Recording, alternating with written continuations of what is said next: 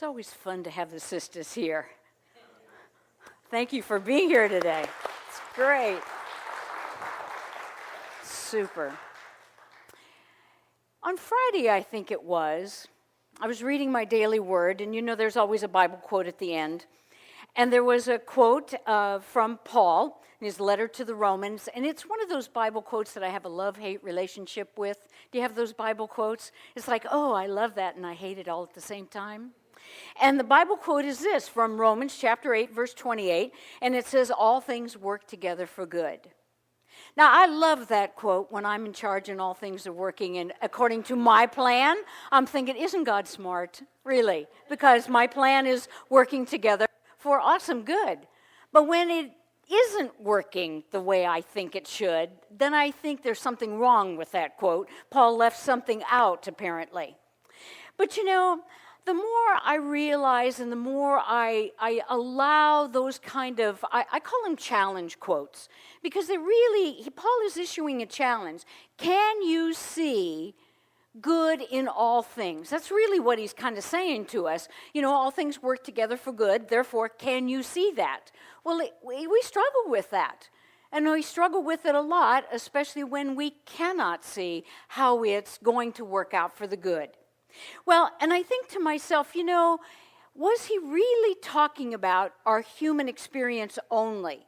Because sometimes things on our human way, we go, well, I don't see how any good came out of that. I don't see anything that was of benefit to that. And maybe there isn't. But at some level, I don't think that Paul is strictly talking about my human experience and yours. Because in his letter to the 1 Corinthians, he says, we look through a mirror darkly. We look through a mirror darkly. And you know, when you look through something that's dark, especially on a bright summer day like today, what's the first thing you do? You try to cut out the light, right? You're trying to get a picture with your cell phone. The last thing you want to cut out the light somehow so you can see the LED screen. And so we say, you know, maybe what Paul is talking about is something beyond my ability to see in the immediacy of my world around me. So we've been talking about this idea of the Trinity. And the more I get to thinking about it, and the more I get to kind of playing with the concepts and the terms, the more I begin to see a little more, you know, as the darkness sort of fades and my eyes get a little more adjusted, that I see a little bit more and a little bit more of what it really means to understand a God that is one in a triune nature or a three-part nature. And whether we do it biblically, theologically, energetically, it doesn't matter. It all is the same concept working together. And basically what we're talking about is this idea that God is potential and all possibility. God is inert. There is this inert energy. We call it silence. We call it the void. We call it many things. And it is at some moment a light comes into that darkness. And when that light comes into the darkness, we see what we have not seen before.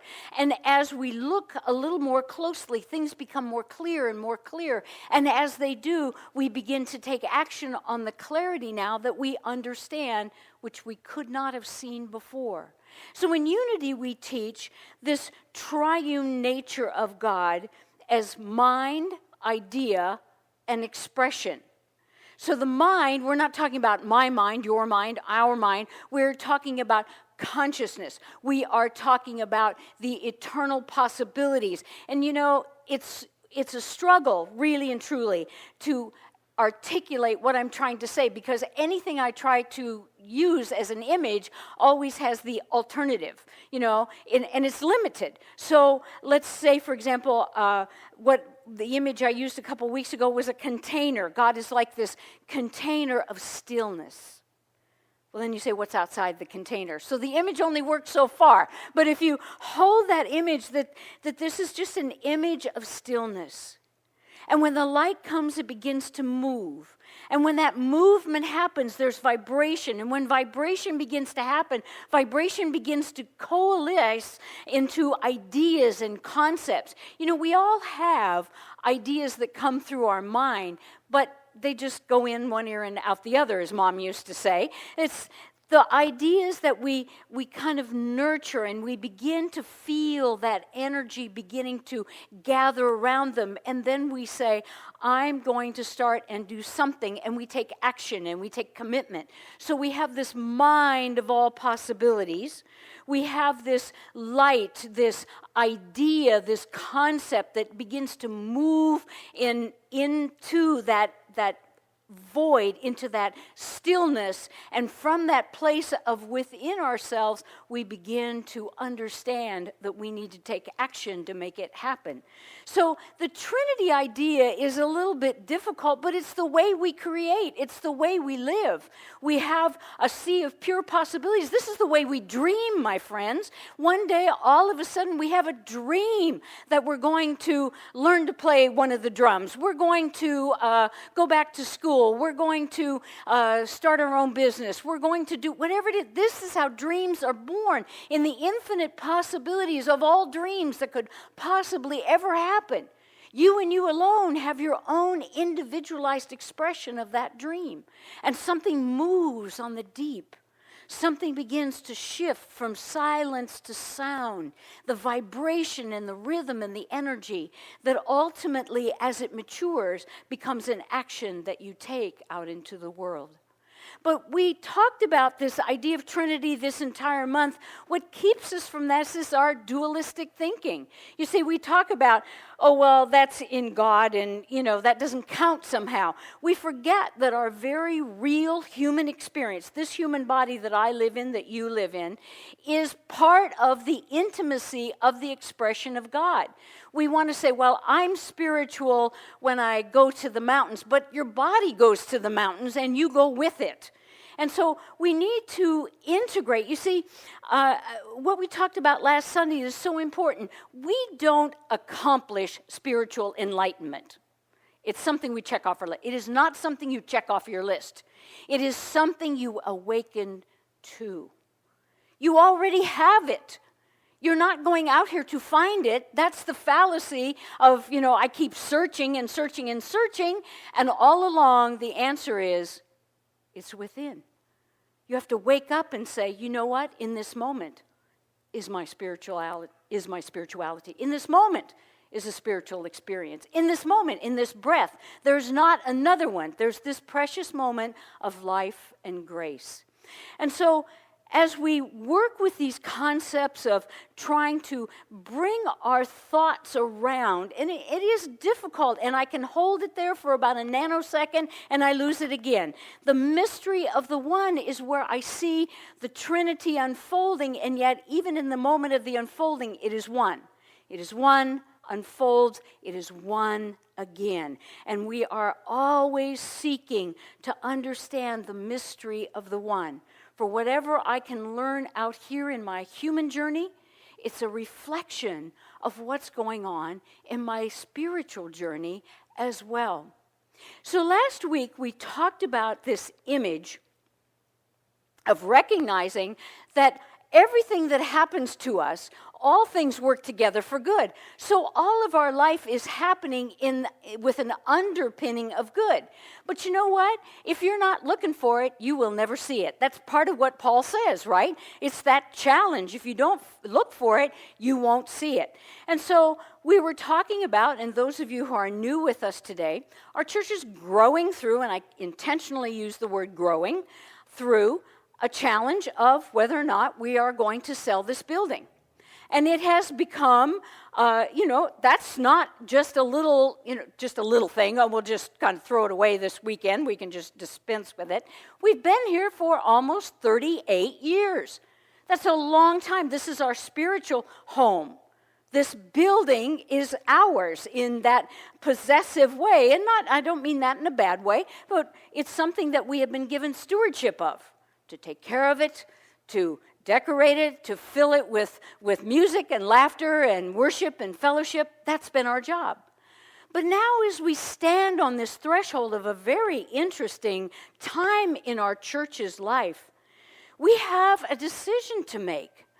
And as Paul tells us that all things work together for good, then what we really, really need to understand is no matter what decision we make, it all works together for good. And that is so hard for us to grasp, because what's going to happen, I can tell you. Here's my clairvoyant, got my crystal ball out. We'll make a decision. I don't even care what side of the decision we're talking about. Somebody ain't going to like it. Somebody's not going to be happy. Somebody's going to be mad. Somebody's going to say it's your fault. Somebody's going to go do this. Somebody's going to do that. And we are not living into our very teachings. Our teachings are telling us all things work together for good. I'm not saying it's going to be fun, but I'm saying there's going to be moments of grace that we could never, never live into if we didn't step into the decision. You see, the energy around the church as we always have known it is spent. That's why a catalyst came through. A phone call that said, "Are you willing?" Now we're standing at the ticket counter. What ticket do you want? And it doesn't matter. There's no wrong answer. And that's so hard for us to grasp because we're sure there's a right answer, and if we just had enough information, there will be the right answer. But there isn't. It's about living into the goodness and the wholeness of life. So I think that, we talked about the church, but I also want you to take home today an example, a personal example, so that you can sort of grind it around a little bit, because these spiritual principles, they get a little heady. And really what we need to have is where we say, I can see that in my life, and I'm going to put it into practice in a small way, before I have to put it into practice in a bigger way. So this idea of buying a ticket, and no matter what decision is made, is just fine. Those of you who are my Facebook friends know that over the last couple days, my photography friend and I, Diane, had planned to go to Little Rock, Arkansas and Hot Springs, Arkansas for 2 days of photography. Yoo-hoo! We were out of here. We were on the road. The two girls, Lucy and Ethel, having a great time. All right, so off we go. And right before Diane came to pick me up, I was happening to watch the weather. And it said that in the Gulf Coast, there was a tropical storm, and that tropical storm was going to move into the mid-states and bring a lot of heat and humidity. And I thought, what do I care about that? It's going to be down there in Biloxi, Mississippi. That's not my problem. So we get in the car. The day is beautiful, Thursday afternoon. We both had worked during the day and took off later on in the afternoon. And the clouds, those beautiful white puffy clouds that you really like to take pictures of, they start rolling in, and we're like, oh, this is going to be good when we get there. But we started into Little Rock, and it's getting a little bit darker, and a little bit darker, and a little bit darker. We drive into the place that we are staying. We barely got in the door, and for the next 2 hours, it poured down rain. Now, folks, I want to tell you something. I have a photography agenda when we go to places, and rain was not on my agenda. We were going to see the lights on the dam, and we were going to go to the bridge, and we are not going anywhere because the street is just flooding right in front of us. So we sat there and thought, well, now what are we going to do? Well, let's just wait it out. So we waited it out. Sure enough, we went and had dinner, and if it could go wrong, it did. You understand what I'm saying? We couldn't find the right road. We couldn't find the dam. We couldn't find this. We couldn't find that. Finally, we looked at each other and said, you know what? We're so bloody tired. Let's just go back. We'll start again tomorrow. Friday morning. Get up bright and early. Yes. Okay, we're ready to go. Got my agenda. We're going to go here. We're going to go here. We're going to go there. Great. This is going to be fun. We went to have breakfast, and this is like 7 o'clock in the morning. By the time we came out, maybe 45 minutes later, it was 90 degrees, and the humidity was 100%. I didn't know you could have 100% humidity without rain, but it was not raining, but it was just walking 10 feet from here to the car, we were soaking wet. Now we're lugging equipment, we're going to all these places, but we are not to be deterred. We are on our way. We got the time off, we're going to do some photography. So we did. So then and finally, at about 3 o'clock in the afternoon, Diane looked at me and she goes, I've had it. We are soaking wet. We're not just a little bit wet. We look like we took a dump in the lakes there several times over. We were just from head to toe soaking wet. So off we went to Hot Springs, got to Hot Springs, barely got in the door at Hot Springs, laid on the bed. We actually just kind of laid on the floor in front of the air conditioning. We were so hot. And I said to Diane, is that thunder? She said, no, it's a truck passing by. And all of a sudden, this bolt of lightning comes flying through. For the next 2.5 hours, it is pouring down rain. Our agenda for the evening was done. And we laid there, and we started to laugh, and we said, we just bought a ticket. We just bought a ticket. We planned this trip 2 months ago. We did not plan rain. We did not plan humidity. We planned a good time. And as we were driving home on Saturday afternoon, we were talking about this experience of having a very real-life human experience kind of go sideways. All things work together for God. Well, we weren't really seeing how all things were working together here because we didn't have half of our agenda taken care of. And Diane said something very profound. She said many things very profound, but this is one of them. She said, you know what, Marianne? What we'll remember are the moments. Think about it. We'll remember the moment we had tea on the porch while it was pouring down rain and laughing. And we'll remember the moment when the woman said, are you kids lost? Listen, just follow me. I'll show you the way because the sign is down and I don't want you to miss it. And we will remember the moments that the snappy gal at the Cajun restaurant said, y'all gonna have a good time here. You want that Cajun salmon salad. That's what you want. Do we? She talked us into pecan pie too, but that's another story. Well, you had to offset the fish, with something. But do you understand what I'm saying? We had an agenda. This church has an agenda of how we think this is going to go. And it may go that way, but it may not. And the challenge that we are about to encounter as an organization is, how are we going to choose to go about it? You see, we forget. We're thinking, it's a membership vote, and they. No, it isn't about they. It's about how are you going to choose to go into this. Because you can say all things work together for good and then complain about it for the rest of the life of this church. Or you can say, you know what? Something good is coming out of this. There are moments of grace that we will remember. There are times when we will be together and we will laugh and we will cry and we'll think this is the craziest thing we've ever done. And then there will be moments when we go, you know what? When I look back on my life, that was some of the best years. How many of you have ever experienced that? You've gone through a tough time with a group of people, and then you look back and you go, you know what? That is some of the best times I ever had. But in the moment, it was tough. In the moment, it didn't look like it was going to come out well. In the moment, it was difficult. And that's what I'm trying to communicate to us. We have the opportunity to make that choice individually, personally. In the moment, we can choose to see the holy grace of the times when we say, wow, we're taking another step. And the times we're uncertain.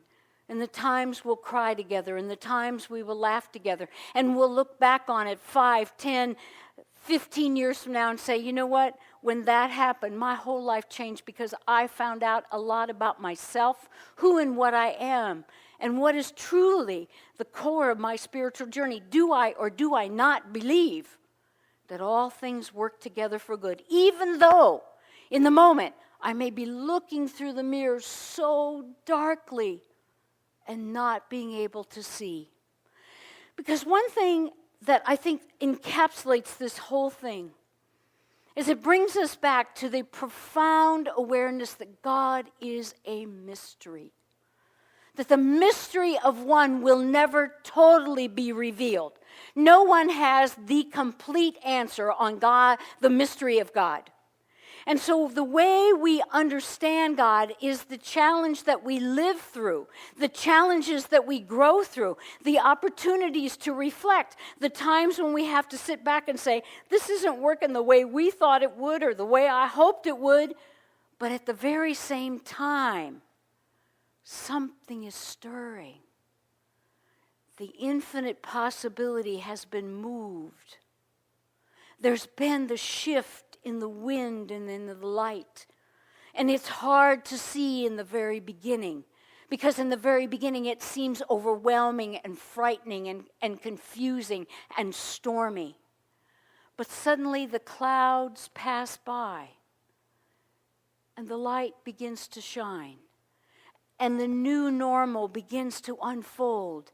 And the mystery of the one and the tiny little moments that we've experienced laughter, the tiny little moments when our heart was touched, the tiny little moments when someone just reaches out with a gracious comment, says we made it through that.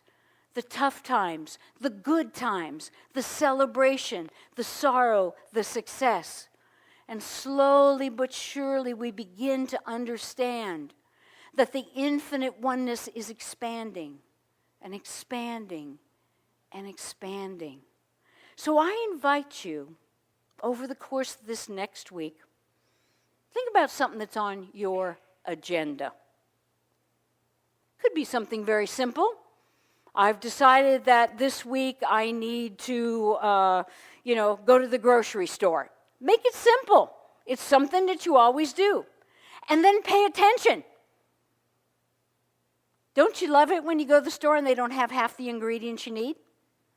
Or the one ingredient you really, really need, that's the one they don't have? Oh, I'm sorry, we're not getting any of that till Tuesday. And how frustrating that is, and feel it viscerally. Because if you are that frustrated over the fact that they don't have any cilantro at Walmart today, think of how frustrated you will be with a larger picture. And allow yourself to just be. Allow yourself to just feel. And allow yourself to know that this is a holy moment. This is the moment of one. And as we can do that, we recognize more and more and more, we just bought a ticket. There's no good tickets. There's no better tickets. There's no bad tickets. We bought a ticket for experience. We bought a ticket for life. We bought a ticket for growth in God. Thank you and God bless.